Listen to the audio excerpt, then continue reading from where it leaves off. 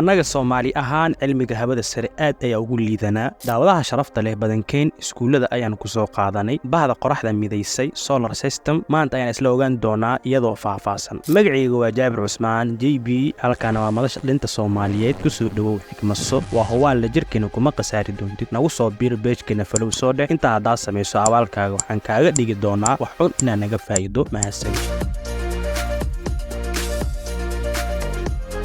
bahda qoraxda midaysay solar system waa qoraxda iyo 8 meere dayaxyo oo ku wareega meerayaasha dhowr duniyar iyo tiro badan dhagxaan baraf iyo hawooyin ah kuwaas oo dhamaantood ku wareega qoraxda oo bartanka kaga taala bahda qoraxda midaysay waxay ka tirsan yihiin nidaamka loo yaqaan the Milky Way waxaa la sheegaa in meerayaasha dayaxyada dunida yar iyo dhammaan walxaha bahdan ay sameysmeen waqti hadda laga joogo 4.5 bilyan sano ka hor 8 meere waxay kala yihiin Mercury oo loo yaqaan Dusa Venus oo loo yaqaan Earth oo loo yaqaan dhulka Mars Mariiqa ama oo loo yaqaan Faraare Jupiter oo loo yaqaan Cirjiir Saturn oo loo yaqaan Raage Uranus oo loo yaqaan Urano Neptune oo loo yaqaan Ducay meeraha Jupiter ama Cirjeex ayaa ugu weyn meerayaasha 8 ah afarta meere ee u dhow qoraxda waxa xir Dusa dhulka iyo Faraare kuwaas waxa loo yaqaanaa meerayaasha dhagaxley waxay inta ugu badan ka samaysan yihiin bir dhinaca kale afarta meere ee banaanka u baxsan waxa loo yaqaanaa neefaha waaweyn waxay kala yihiin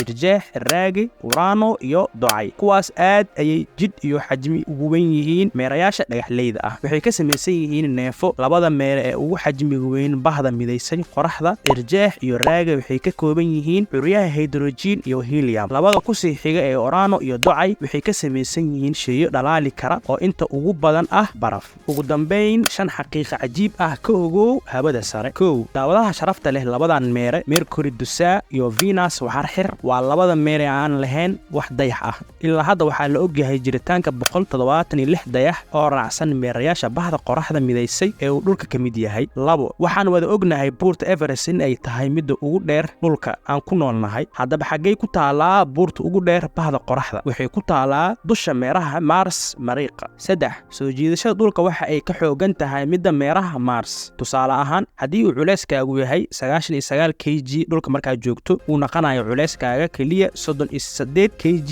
markaa tagto dusha Mars 4 meerayaasha sida Mars waxa xir Dusa waxay doonaan ha ahaadaan luqadii lagu sheegaaba waa magacyo dadka u bixiyeen laakiin dhulka iyo cirka tusaale ahaan magaca ay leeyihiin bini'aadan uma bixin Allah subhanahu wa ta'ala ayaa baray bini'aadanka waa magacyadii Allah uu baray nabi aadan alayhi salaam nambarkeena u dambeeya 5 xidiga shicra oo ah xidiga kaliya magaciisa si toos ah quraanka loogu sheegay a'uudu billahi minash shaytaanir rajiim wa annahu huwa rabbush shicra xidigan shicra waa xidig cajiib ah waa mid kamid ah xidigaha waftiinka badan cirka markaad fiirso habeenkii xidigan xajmigiisa 3 mar ayuu ka weyn yahay qoraxda tusaale qoraxda waxay ka weyn tahay dhulka 1 milyan iyo 300,000 oo jeer intaas ayay ka weyn tahay dhulka laakiin shicra ayaa ka sii weyn 3 jeer qoraxda